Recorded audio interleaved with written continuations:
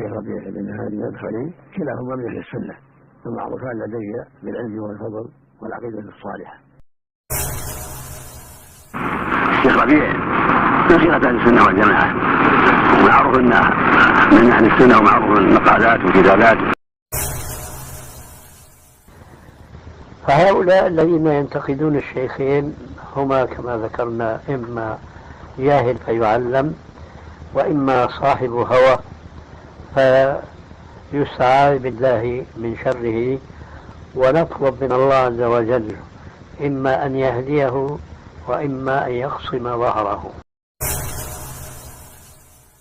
أقول أن هذه الرأي والجرح والتعديل والجوع في العصر الحاضر وبحق وأخونا الدكتور الربيع والذين يردون عليه لا يردون عليه بعلم أبدا، فبعيد معه. والشيخ ربيع من علماء السنة ومن أهل الخير، وعقيدته سليمة ومنهجه قويم، لكن لما كان يتكلم على بعض الرموز عند بعض الناس من المتأخرين وصموه بهذه العيوب.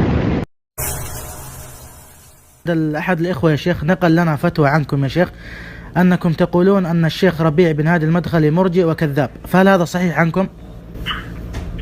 يجيب كلامي اللي أنا داير بصوتي ولا خطي؟ يعني أنتم لم تقولون هذا يا شيخ؟ إذا جاب كلامي أو خطي يمكن يعجز يخسر.